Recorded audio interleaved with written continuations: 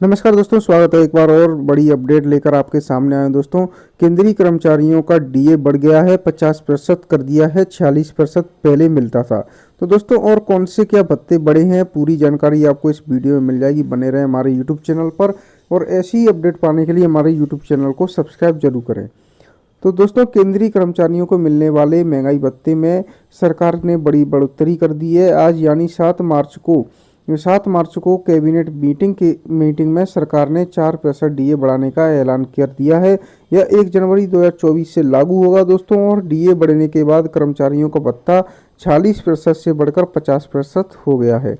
इसका फायदा करीब 50 लाख केंद्रीय कर्मचारियों और 68 लाख पेंशनर्स को होगा। डीए 46% से बढ़कर 50% होने के कारण अब मकान किराया भत्ता भी बढ़ जाएगा। इसे 27, 18 और 9% से बढ़ाकर 30, 20 और 10% किया जाएगा। ग्रेजुएटी सीमा भी 20 लाख से 25 लाख हो गई है। केंद्रीय मंत्री पीयूष गोयल ने बताया कि डीए में 4% की बढ़ोतरी के साथ सरकार पर 12,868 करोड़ रुपए का बोझ आएगा। इससे पहले सरकार ने अक्टूबर 2023 में डीए 4% बढ़ाकर 46% किया था। महंगाई भत्ता साल में 2 बार जनवरी और जुलाई में बढ़ाया जाता है।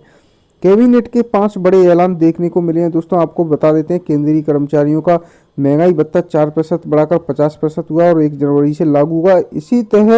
इसी तहत दोस्तों, इसके तहत कैबिनेट बैठक में पीएम उज्ज्वला योजना के लाभार्थियों को भी 300 रुपये प्रति सिलेंडर की सब्सिडी 1 साल और मिलती रहेगी। कच्चे जूट का एमएसपी 285 रुपये बढ़ाकर 5,335 रुपये प्रति क्विंटल कर दिया है। और पूर्वोत्तर क्षेत्र में इंडस्ट्रियलाइजेशन को बढ़ावा देने के लिए 10,237 करोड़ रुपए दिए जाएंगे। इसके अलावा दोस्तों, हेल्थ केयर, एग्रीकल्चर और एजुकेशन सेक्टर में इंडिया एआई मिशन को बढ़ावा देने के लिए 10,372 करोड़ रुपए मंजूर किए हैं। इसके अलावा दोस्तों, मौजूदा महंगाई के अनुसार हर 6 महीने में होता है डीए का कैलकुलेशन, तो भी आपको बता देते हैं। महंगाई बढ़ाने के बावजूद सरकारी कर्मचारियों के जीवन स्तर को बनाए रखने के लिए दिया जाता है। यह पैसा सरकारी कर्मचारियों और पेंशन धारकों को दिया जाता है। इसका कैलकुलेशन देश की मौजूदा महंगाई के अनुसार हर 6 महीने पर किया जाता है। इसकी गणना संबंधित वेतनमान के आधार पर कर्मचारियों के मूल वेतन के अनुसार की जाती है। महंगाई भत्ता शहरी, अर्ध शहरी या ग्रामीण क्षेत्र के कर्मचारियों का अलग अलग हो सकता है। इसके अलावा दोस्तों, महंगाई भत्ते का कैलकुलेशन कैसे करते हैं ये भी आपको दिखा देते हैं।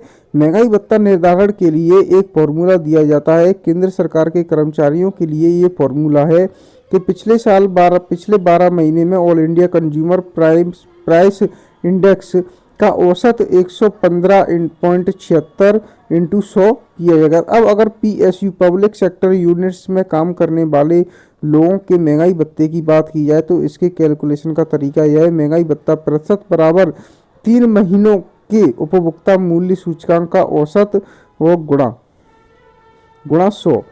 All India consumer price index क्या है? तो दोस्तों, भारत में 2 तरह की महंगाई होती है। एक रिटेल यानी खुदरा और दूसरा थोक महंगाई होती है।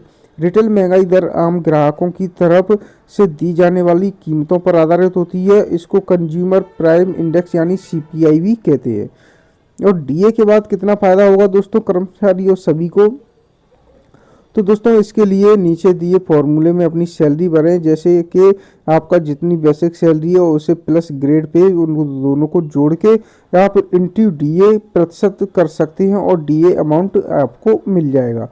तो दोस्तों, आसान भाषा में समझें तो बेसिक सैलरी में ग्रेड सैलरी को जोड़ने के बाद जो सैलरी बनती है उसमें महंगाई भत्ते की दर का गुणा किया जाता है। जो नतीजा आता है उसे ही महंगाई भत्ता यानी डियरनेस अलाउंस यानी डीए कहा जाता है। अब इसे एक उदाहरण से समझें। मान लीजिए आपकी बेसिक सैलरी 10,000 रुपये है और ग्रेड पे 1,000 रुपये है, तो दोनों को जोड़ने के बाद पर टोटल 11,000 रुपये हुआ। अब बढ़ने वाले 50% महंगाई भत्ते के लिहाज से देखें तो यह 5,500 रुपये हुआ। सबको जोड़कर आपकी टोटल सैलरी 16,500 रुपये हुई। वहीं 46% डीए के लिहाज से आपको 16,060 रुपये की सैलरी मिल रही है।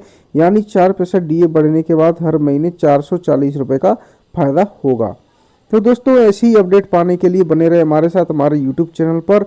हमारे चैनल को सब्सक्राइब जरूर करें और ऐसे ही अपडेट पाने के लिए रोज़ाना हमारी यूट्यूब चैनल पर वीडियो ज़रूर देखें।